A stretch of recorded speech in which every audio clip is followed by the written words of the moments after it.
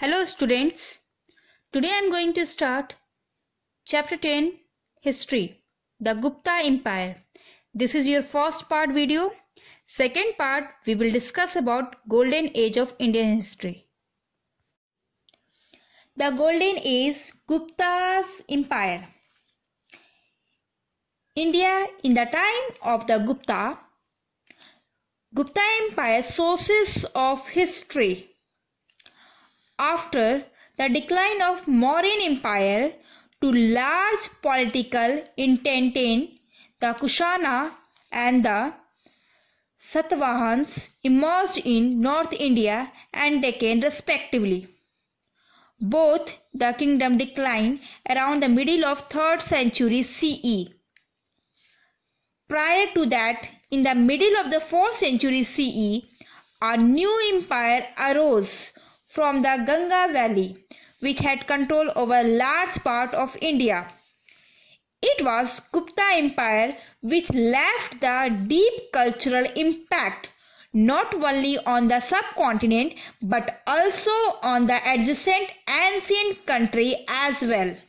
We get information about this dynasty from the inscriptions, coins, monument and literary evidences.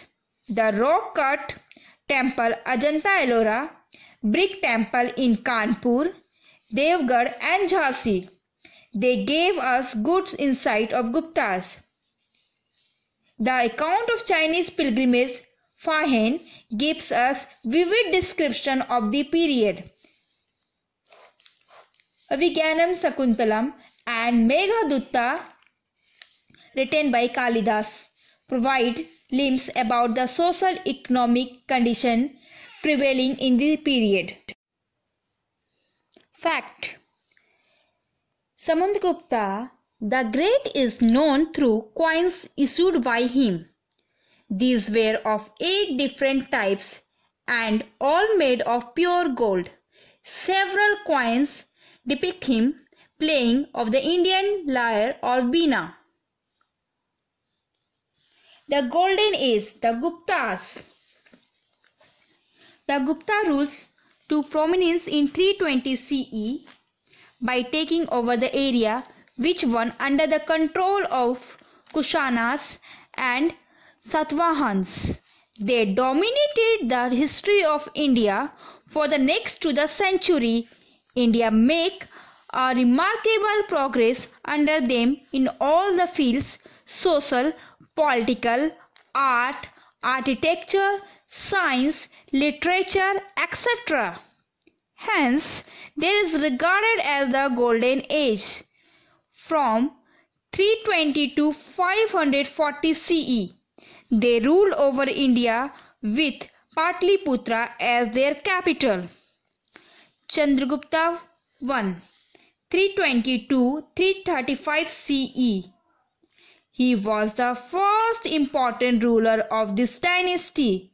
Initially, he had control only over Magad, but he extended his empire by matrimonial alliances and conquest. He married the Lichvi princess Kumara Devi and gained in prestige. He further extended his empire by conquering neighboring states like Tirhut, Bihar and Allahabad.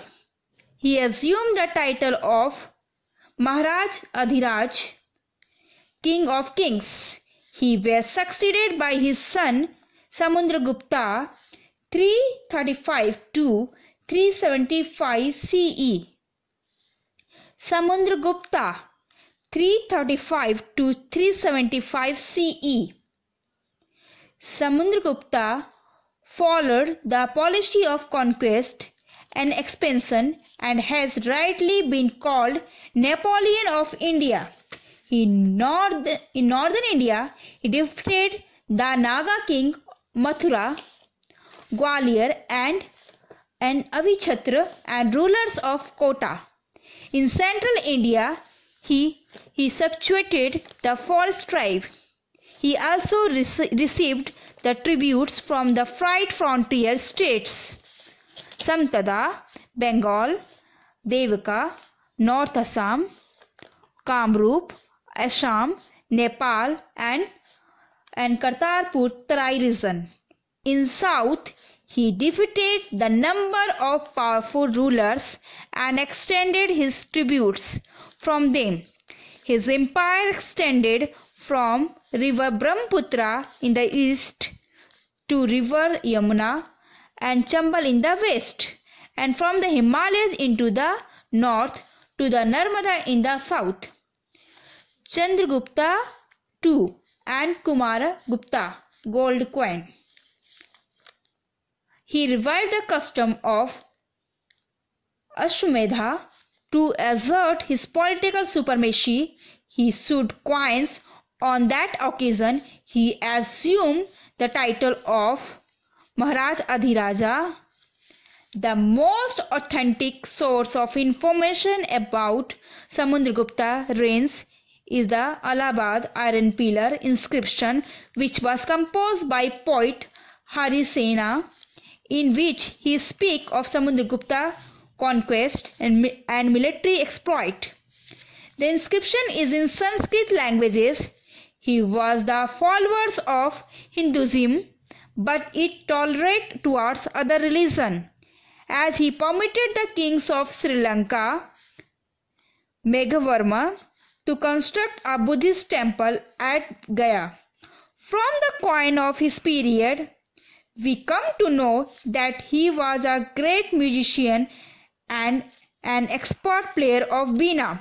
His court has a galaxy of learned men. He himself was a complete scholar and poet of high order. This great empire built was held in a high esteem by his people. Chandragupta II, 375 to 414 CE. He was the son and successor of Samudragupta. He, like his father, a great conqueror and able ruler. He extended the Gupta's empire up to the Arabian Sea by defeating the Sakha king of Malwa, Gujarat and Konkan coast. The brought Cambay and Sopara under his control and gained the title of Sakari, the destroyer of the Sakas. He further strengthened in his position by entering into marriage alliances with the Nagas by marrying Princess Kuber Naga, his own daughter, to the Vakadatta, king of Deccan. Chandragupta II, also known as Vikramaditya, was a great patron of art and literature. The Navratna, or the 9 gems, which are included the famous poet, the Kalidas, are associated in his reign. Fahen also visited India during this period. He described Chandragupta as a wise, just, and benevolent ruler. After the death of Chandragupta II, his son Kumaragupta ascended the throne. His achievement lay in the fact that he kept empire of his fourth further intact, and the people were prosperous in his reign. Kumaragupta was succeeded by his son Skandagupta, who had to face the attack of the Hunas, the cruel and the direct tribe of the Central Asia. They were defeated by the Skandagupta, but after his death, the Hunas attacked again. The later Gupta were too weak to check the Hunas. The Hunas occupies Punjab and Kashmir. They destroyed the town, massacred the people there. The invasion has sent the decline of the glorious rule of the Guptas. Fact: Buddhist University at Nalanda had an impressive 30,000 students was founded in the Indian Golden Age.